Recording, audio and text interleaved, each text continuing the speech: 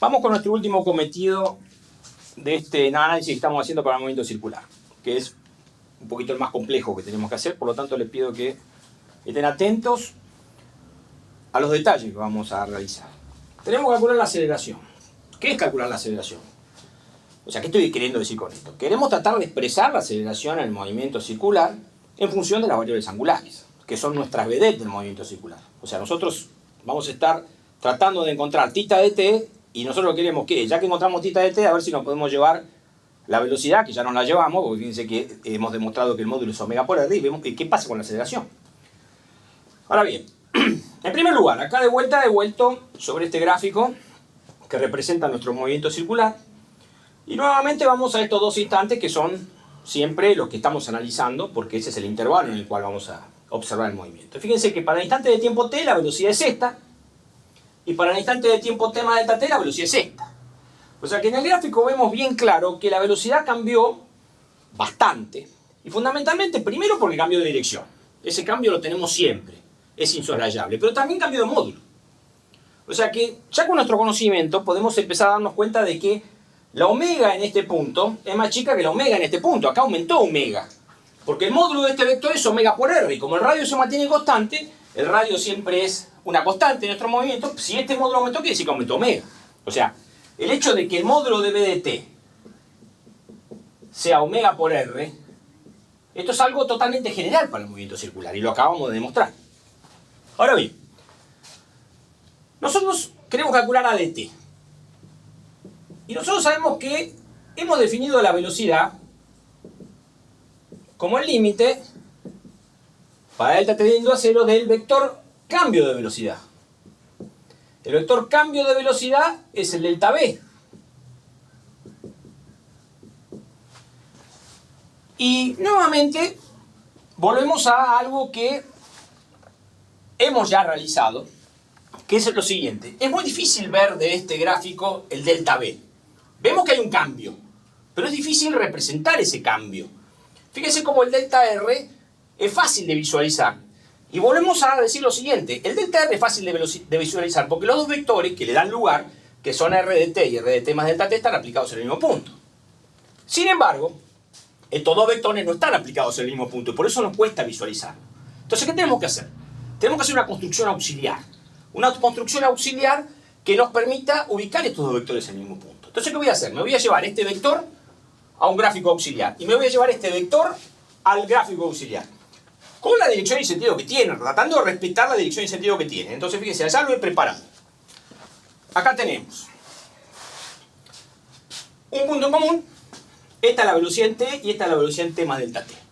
Fíjense que acá se ve bien el cambio, y el cambio precisamente lo representa este vector que es delta v. Este vector precisamente que me muestra el cambio de velocidad. Y que de alguna forma u otra este vector también ya me está dando lugar a que empiezo a conocer entre comillas, cuál es la dirección y sentido de este vector. Porque el vector de aceleración surge de este cociente, y esto es un número que es siempre positivo. Por lo tanto, ya sabemos nosotros que el vector de aceleración instantánea en ese intervalo, el vector de aceleración instantánea en un intervalo para delta tendiendo a cero va a tener esta dirección. O sea, va a ser entrante, o sea, va a ser de alguna forma u otra, va a apuntar hacia la concavidad, hacia adentro va a apuntar. Y eso es algo esperado, eso es algo lógico. Ahora bien, lógicamente el cometido es hallar esto en función de las variables angulares. Entonces tenemos que hacer una serie de observaciones para poder tratar de expresar esto de una forma más conveniente para poder hacer nuestro análisis. La primera observación que hacemos es la siguiente. Nosotros sabemos que la dirección de r de t, fíjense, la dirección de este vector, es perpendicular a la dirección de b de t. Es perpendicular a la dirección de este vector, que si la prolongo, nosotros hemos dicho que la velocidad es tangente a la trayectoria, y en el movimiento circular, precisamente la particularidad que tienen esas tangentes es que son perpendiculares al radio. Por lo tanto, yo también sé que la dirección de r de t más delta t es perpendicular a la dirección de b en t más delta t. Ahora bien, ¿por qué planteo esto? ¿Por qué planteo esto? Porque hay una propiedad geométrica que no es muy difícil de demostrar, que es la siguiente. Si dos rectas que son perpendiculares a otras dos forman un ángulo delta θ, como es este caso, dos rectas que son perpendiculares a estas dos forman un ángulo delta θ, las perpendiculares forman entre sí el mismo ángulo. Por lo tanto, como yo acá tengo las dos direcciones de las perpendiculares, que son esta y esta, este ángulo que tengo acá metido, subtendido, este angulito que tengo acá, precisamente es delta θ. Lo cual es un hecho importante. ¿Por qué? Porque me mete de alguna manera la variable angular como medida, digamos, de las direcciones, las diferentes direcciones que tienen estos dos vectores. Entonces, esta es la primera observación que hacemos. Vamos ahora a hacer una segunda observación para ver si podemos de alguna forma u otra empezar a soslayar este camino que es expresar la aceleración en función de las variables angulares. Bueno, vamos con la segunda observación. Para lo cual vamos a centrarnos un poquito en este gráfico. Fíjense que este gráfico me marca el cambio. Y es importante analizarlo un poquito. Acá yo veo que hay un cambio, pero lo que yo veo es que acá hay en realidad un cambio producto de dos cambios. Fíjense lo que estoy diciendo. Hay un cambio, que es delta v, producto de dos variaciones de la velocidad. Por un lado tengo que la velocidad esta velocidad cambió de dirección. Pasó de tener esta dirección a tener esta dirección. O sea, hay un cambio de dirección. Y por otro lado tengo un cambio evidente en el módulo. Entonces la idea es la siguiente. ¿Podré yo de alguna forma u otra, para simplificar el análisis, tratar de descomponer a la aceleración en dos partes? Una parte que me mida el cambio de dirección y la otra parte del vector que me mida el cambio de módulo. La cosa es bastante sencilla, fíjense. El cambio de dirección lo puedo imaginar trazando un arco de circunferencia con radio o módulo de dt y centrado acá, que precisamente va a ser un arco más o menos así. Entonces fíjense que acá se ve bien claro que la velocidad pasa de acá a acá. Esta sería, digamos, el mismo vector velocidad proyectado con un arco de circunferencia sobre el nuevo vector. O sea, yo tengo el viejo vector y este es el nuevo vector. Entonces fíjense que acá se ve el cambio debido a la dirección sobre el nuevo vector. ¿Cuál es el cambio? Y precisamente es este el cambio. Este cambio que yo marqué acá, este cambio, es un delta v. Es un delta v. Que lo vamos a denominar perpendicular o centrípeto. Ahora vamos a aclarar un poquito por qué estos nombres. Entonces fíjense, repito. Este es el primer cambio que observo, que la velocidad cambia de acá a acá, en dirección. O sea, pasa de esta dirección a esta dirección. Y este cambio lo mido con esta componente de delta v, si se quiere. Que es una componente que estoy denominando perpendicular o centrípeta. O centrípeto también, porque estoy hablando de un cambio. Y el otro cambio ya se ve un poquito más claro, es el cambio de módulo, es decir, es el cambio que va de acá hasta acá. Es este cambio, el cambio de módulo del vector. Este que está acá va a ser el delta v, que voy a denominar paralelo o tangencial. Vamos a hablar ahora en particular de por qué paralelo tangencial. Pero fíjense que básicamente lo que yo he hecho es lo siguiente, y se ve acá en el gráfico. Yo digo, la velocidad cambia, y el cambio es delta v. Y este delta v está acá. Ahora bien, este delta v, yo, para un análisis, o un supuesto análisis más sencillo, lo he descompuesto en dos. En un delta v, que me mide el cambio de dirección del vector, y en un delta v que me marca el cambio de módulo del vector. Por lo tanto, fíjense que, de acuerdo a esta descomposición que hice, yo lo que estoy diciendo es que mi delta v está formado por dos partes. Una parte que le he denominado delta v perpendicular o centrípeta, y la otra parte que le he denominado delta v paralela o tangencial.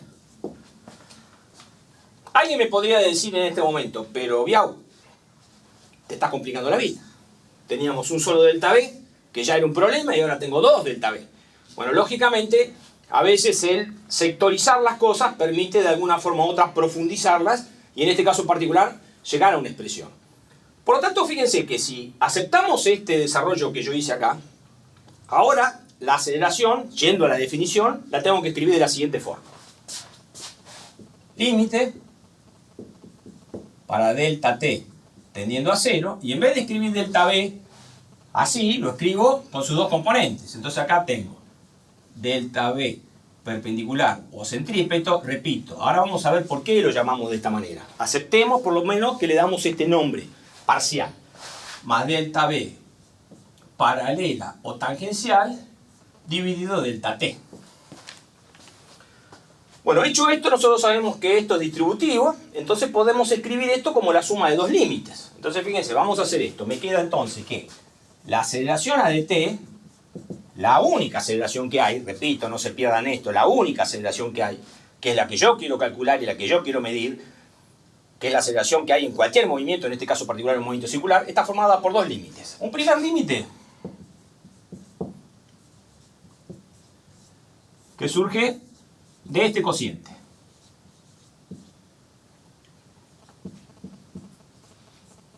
Y otro segundo límite que surge de este otro cociente.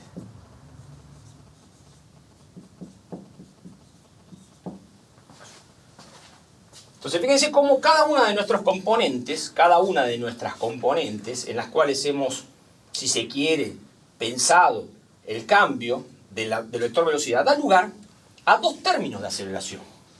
Si bien la aceleración es única, la estamos como suponiendo formada por dos términos. Este primer término, que mide precisamente el cambio de dirección que va a experimentar el vector, y este primer término ya podemos ir anticipando que tiene que estar siempre, no puede no estar, porque al menos la dirección cambia. A este primer término lo denomino aceleración perpendicular o centrípeta. ¿Por qué? Porque surge o deriva del delta B perpendicular o centrípeto. Y a este segundo término que está acá, que este sí ya podemos ir anticipando que puede estar o no. O sea, ya podemos anticipar, por ejemplo, que en nuestro movimiento circular de la Luna, este término no está presente. Porque la velocidad de la Luna, que es omega por r, es constante, y por lo tanto, esta partecita vale 0 en el caso de la Luna. Lo único que tenemos es cambio de dirección. A este término lo denomino aceleración paralela o tangencial. Por lo tanto, nuestra aceleración, la única que hay presente, está formada por estos dos términos en vista de la descomposición que hicimos. Es decir, consideremos que hicimos esta descomposición un poco, si se quiere, caprichosa, pero también un poco racional, porque tratamos de estudiar en detalle por qué cambia la velocidad. Entonces, si vamos a estudiarlo así, tenemos que analizar ahora este término y tenemos que analizar ahora este término. ¿Qué significa analizarlo? Analizarlo significa conocerlo. ¿Y conocerlo qué significa? Conocer la dirección que tiene, conocer el sentido que tiene y conocer el módulo que tiene. Y precisamente en el conocimiento de la dirección, el sentido y el módulo en función de las variables angulares está el objetivo que estamos buscando, que es poder expresar la aceleración en función de las variables angulares. Acabamos de ver cuál va a ser nuestra metodología de estudio de la aceleración en el movimiento circular. Y hemos visto que, de alguna manera, el gráfico auxiliar que habíamos hecho nos había llevado a una descomposición del vector cambio de velocidad que daba lugar aparentemente a dos términos a analizar en la aceleración. Es decir, es un camino que en primer lugar podría ser complejo porque teníamos un solo delta B, lo dividimos en dos, pero vamos a ver que en pos de tratar de expresar el vector aceleración en función de las variables angulares nos va a permitir realmente encontrar el camino que es el que estamos buscando. Entonces, vamos a analizar el primer término, que tal vez es el más importante. Y digo que es el más importante no porque el otro no lo sea, sino porque este término siempre está presente. Y es el término que hemos denominado centrípeto o perpendicular, o lo que es lo mismo, aceleración centrípeta o aceleración perpendicular, que tiene que ver con la dirección y sentido que tiene. Es decir, por un lado tenemos que todo vector que vamos a analizar, en este caso particular la centrípeta, tiene un módulo, tiene una dirección y tiene un sentido. Ahora bien, vamos al gráfico auxiliar acá, que hemos preparado, que en definitiva no es más que una extracción del gráfico más general que analizamos anteriormente.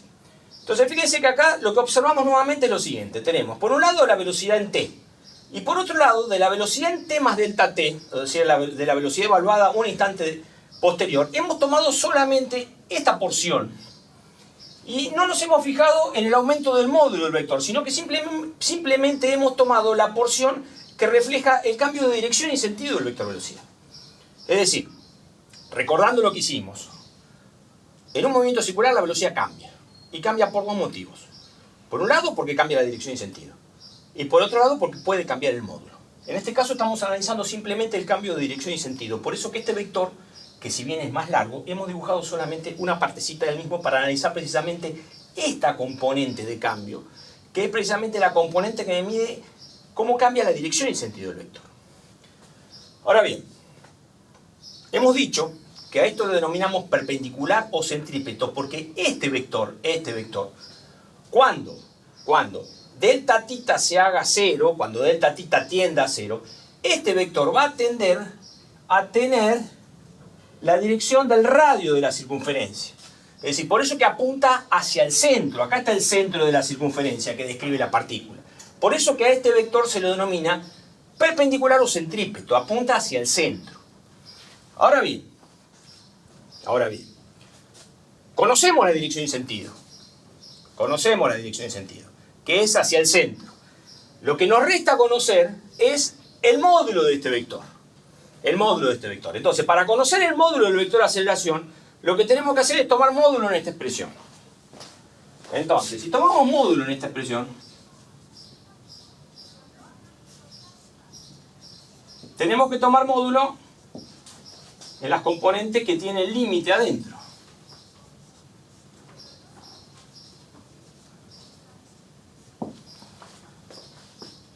Fíjense que aclaro de nuevo que no le tomo módulo de delta t, porque delta t siempre es positivo. Por eso no le estoy tomando módulo de delta t. Pero sí le tengo que tomar módulo a este vector que está acá. Ahora bien, para resolver este límite, tengo que poder de alguna manera expresar este módulo en función de las variables que tengo, que en definitiva son variables angulares. Entonces volvamos al gráfico que está acá. Observa lo siguiente. El módulo de este vector, que es lo que me pide a mí el límite ahí, el módulo de este vector básicamente es cuánto mide la cuerda en este arco de circunferencia que hemos dibujado. Es decir, precisamente el módulo de este vector es el valor de la cuerda. Entonces fíjense lo siguiente. Nosotros habíamos encontrado, cuando analizamos la velocidad del movimiento circular, que la longitud de arco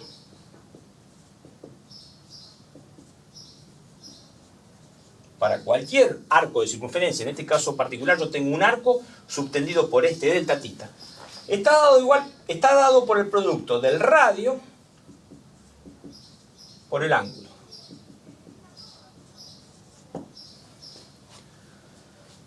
Ahora bien, analicemos un poquito esta expresión totalmente general en esta situación en particular.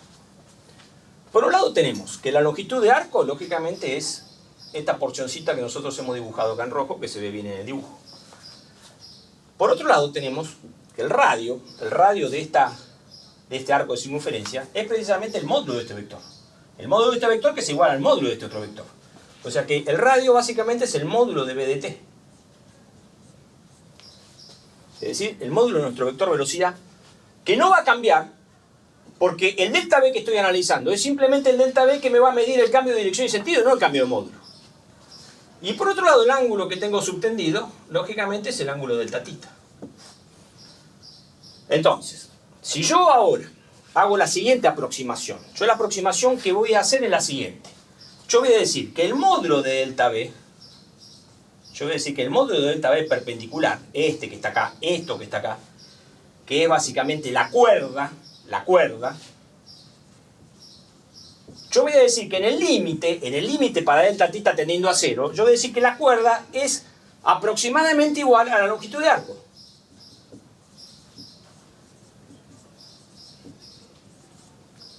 Repito, esto para delta tita tendiendo a 0. Esto se cumple solamente para delta tita tendiendo a 0. Y delta tita tiende a 0 cuando delta t tiende a 0. O sea, decir que delta tita tiende a 0 es indistinto de que decir delta t tiende a 0. Por lo tanto, si llevo esta expresión acá, puedo escribir. Acá voy a escribir aproximadamente igual. ¿Por qué voy a escribir aproximadamente igual? Porque, lógicamente, voy a hacer una aproximación acá. Pero esto se va a tornar una igualdad en el límite. Y me va a quedar límite para delta t tendiendo a 0 de, en vez de escribir el módulo de delta b, que es la cuerda, voy a escribir la longitud de arco. O sea, acá voy a escribir módulo de dt por delta tita. Y esto que tengo acá es la longitud de arco. Perfecto. Bueno, ahora sí estamos en condiciones de resolver el límite. Observemos lo siguiente. Dentro del límite tengo esta variable que lógicamente depende de t. Se hace 0 en la medida de que delta t tiende a 0. Esta variable que no depende de t porque el módulo es constante. Estoy analizando solamente una parte del cambio. Y por lo tanto lo puedo sacar afuera del límite. Entonces podemos escribir.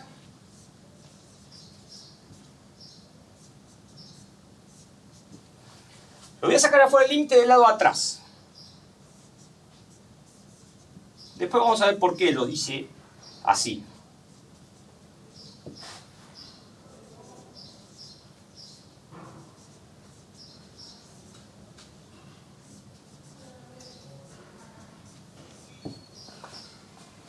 Entonces fíjense, lo saco afuera del límite. Es indistinto ponerlo delante que atrás. Entonces observemos lo que me queda del límite. Fíjense que si observamos este límite, si lo observo, acá básicamente me queda algo que hemos definido como la velocidad angular. Es decir, este límite representa cómo varía el ángulo a medida que transcurre el tiempo, el delta tita sobre delta t, o sea que esto es omega de t. Entonces, por lo tanto, obtenemos el siguiente resultado. Omega de t por módulo de b de t. Entonces, ya estamos en condiciones de empezar realmente a obtener el objetivo nuestro, que era expresar el módulo de la aceleración centrípeta en función de variables angulares. ¿Y por qué digo que ya estamos en condiciones? Por lo siguiente, porque nosotros hemos demostrado anteriormente a esto que para todo movimiento circular, la velocidad la podíamos escribir en función de variables angulares. Y teníamos varias alternativas para esa escritura. Por ejemplo, una alternativa que es en general tal vez la más fácil de recordar es que la velocidad es omega por el radio. Omega por el radio. Por lo tanto, si yo reemplazo la velocidad por omega por el radio, fíjense que acá me queda omega por el radio. Por lo tanto me queda omega cuadrado por el radio. Entonces fíjense que acá ya veo el objetivo cumplido.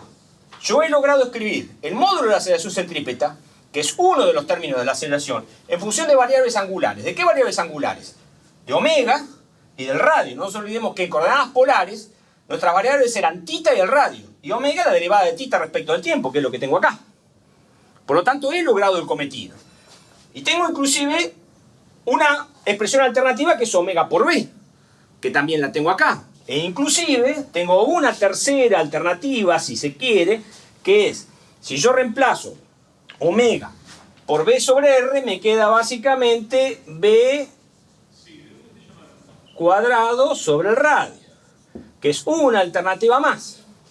Entonces fíjense que tenemos tres formas de escribirla. O la escribo como omega cuadrado por r, o la escribo como omega por b, o la escribo como b cuadrado sobre r. Tenemos que analizar este segundo término para terminar nuestro análisis global de la aceleración. Este término que hemos denominado aceleración tangencial o paralela, que lógicamente responde a este límite que es el que tenemos que resolver. Ahora bien, vayamos un poquito al gráfico que le da lugar para entender un poquito más de qué se trata.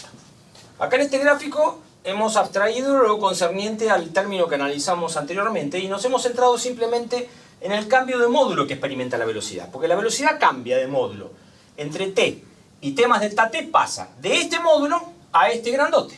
Es decir, hay un cambio radical en el módulo. En este caso hemos pensado en un aumento, podríamos haber pensado en una disminución, simplemente por un problema de dibujo que lo hemos pensado así. Ahora bien, ¿dónde surge el delta B? El delta B es este que está acá, que es lo que me mide este módulo menos este módulo. Por lo tanto, fíjense que yo puedo escribir que el módulo de delta B paralelo, o también denominado el módulo de delta B tangencial, fíjense lo que voy a hacer. El módulo de este vector es el módulo de este grandote, de B en t más delta t, menos el módulo del grande, menos el módulo del chico. Ojo con esto, porque yo no estoy diciendo que siempre en la resta de dos vectores el módulo de la diferencia será la diferencia de los módulos. Simplemente lo estoy diciendo en este caso particular porque yo estoy analizando solamente cómo cambió el módulo. Por lo tanto, puedo escribir esta igualdad que está acá. Entonces, fíjense que de alguna forma u otra, esto ya nos marca un camino. Nos marca un camino porque yo sé cuánto vale el módulo de la velocidad para cualquier movimiento circular. Entonces ya tengo un camino de análisis para poder expresar lo que yo quiero en función de variables angulares. Entonces vamos al límite. Yo tengo que tomar módulo acá.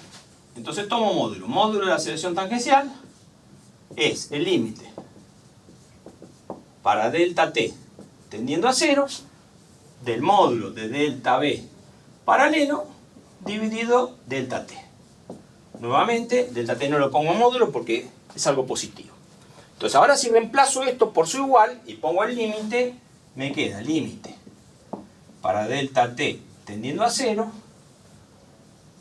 de la expresión esa que tengo allá, que es el módulo de la velocidad en t más delta t menos el módulo de la velocidad en t. Esto que tengo acá, lógicamente, es el módulo de delta b paralelo o tangencial.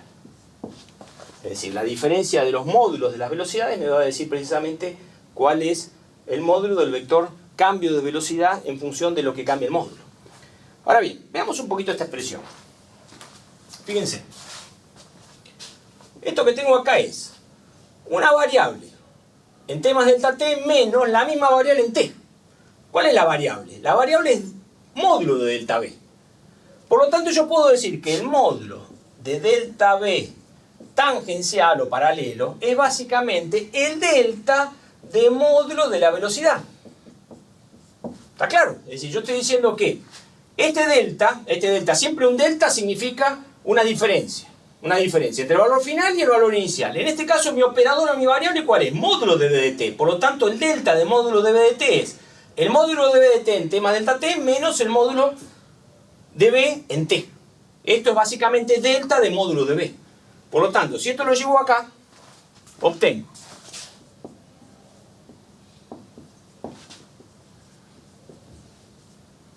acá tengo delta t y acá tengo delta de módulo de b de t. Que básicamente el delta de módulo de b de t me dice cómo cambia precisamente el módulo del vector velocidad. Entonces, si nosotros analizamos este límite, básicamente podemos decir que el límite para delta t tendiendo a 0 de esta función es básicamente la derivada respecto del tiempo del módulo de b de t, porque acá tengo el delta t y esta es la función que yo estoy analizando el incremento. Esto que tengo acá, básicamente todo el límite es la derivada respecto del tiempo t del módulo de b de t, es decir, que puedo escribir que el módulo de la aceleración tangencial es básicamente la derivada respecto del tiempo t de módulo de b de t. Mi función acá, dentro, digamos, de este límite, mi función incremental, está dado por módulo de b de t. Ahora bien, nosotros sabemos cuánto vale el módulo de la velocidad en cualquier movimiento circular. Nosotros sabemos que el módulo de la velocidad en cualquier movimiento circular vale omega por el radio, donde omega en general es variable, no es constante. Entonces ya acá, esto me está diciendo que la aceleración tangencial, que es la derivada respecto al tiempo t de módulo de bt, es la derivada respecto al tiempo t de omega por r. Ahora bien, el radio es constante, por lo tanto me queda básicamente r por la derivada respecto del tiempo t de omega. Ahora bien, fíjense que acá me aparece la derivada respecto al tiempo t de la velocidad angular. Algo que nosotros no hemos definido todavía. Nosotros definimos básicamente que omega era la derivada de θ respecto del tiempo t. Pero no definimos la derivada de omega respecto del tiempo t. O sea, Esta nueva variable que me aparece acá, que es cómo varía la velocidad angular en función del tiempo, se denomina, lógicamente, aceleración angular alfa. Fíjense que es una aceleración angular. ¿Por qué? Porque precisamente esto me está midiendo cómo cambia la velocidad angular. El cambio de la velocidad angular está dado por la aceleración angular. Por lo tanto, el resultado nuestro es que esto vale R por alfa, o lo que es lo mismo, alfa por R. Fíjense que hemos logrado el cometido. ¿Por qué? Porque esto es una variable angular. Porque esto es la derivada segunda de θ respecto del tiempo. Y yo dije que el objetivo nuestro era escribir la aceleración centrípeta y la tangencial en función de variables angulares. Las variables angulares son θ y el radio. Y lo que se deriva de estas variables, es decir, omega y lógicamente alfa. Entonces, hemos logrado el cometido. El módulo de aceleración tangencial vale alfa por R, donde alfa es la que hemos denominado aceleración angular. Vamos a hacer 3 observaciones también, como para que quede más o menos redondeado el tema este de la aceleración tangencial. La primera observación que voy a plantearles es la siguiente. Hemos realmente encontrado que la aceleración tangencial vale alfa por radio, es decir, hemos alcanzado el cometido, es decir, hemos logrado escribir la aceleración tangencial en función de variables angulares, que era lógicamente la importancia que radicaba en pensar, analizar un movimiento circular a través de un cambio de variables, es decir, en función de variables angulares o polares que aparentemente eran las adecuadas para estudiar el movimiento.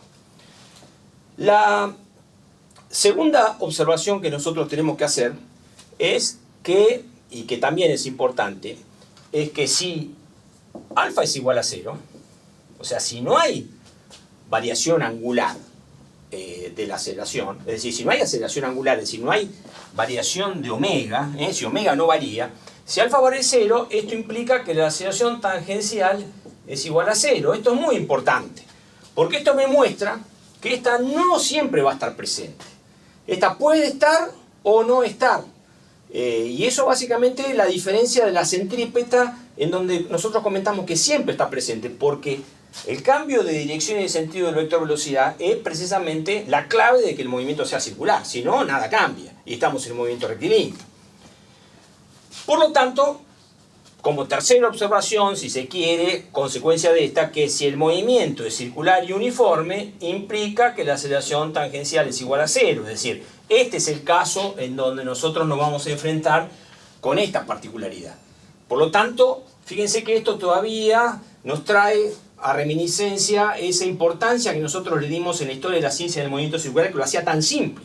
Precisamente el movimiento circular uniforme es muy simple porque no hay aceleración tangencial, pero sí hay aceleración centrípeta.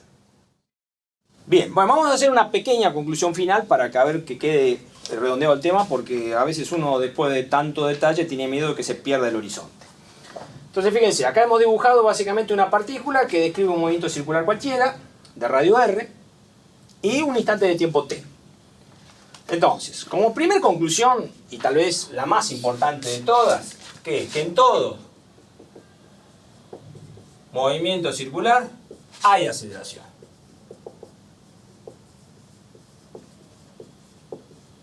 Esto es fundamental. O sea, no podemos tener un movimiento circular si no tenemos aceleración, ya que el movimiento circular presupone un cambio de la velocidad. Y si la velocidad cambia, hay aceleración. En segundo lugar, este hecho. La aceleración es única. La aceleración en un punto es única, que en este caso es A. La aceleración es única en el movimiento circular. Nosotros lo único que hemos hecho, para simplificar el análisis, es dividirla y estudiarla en dos componentes. Una componente que la hemos denominado aceleración centrípeta, porque apunta hacia el centro, y otra componente que la hemos denominado aceleración tangencial, porque es precisamente tangente a la trayectoria del punto. Ahora bien, la composición de estas dos me da la única aceleración que tengo en el movimiento circular, que es A. Eso debe quedar claro. No debemos olvidarnos de eso. Y como tercer conclusión, que también es importante, que de estas dos componentes, la componente centrípeta, la que apunta hacia el centro, esta siempre está presente.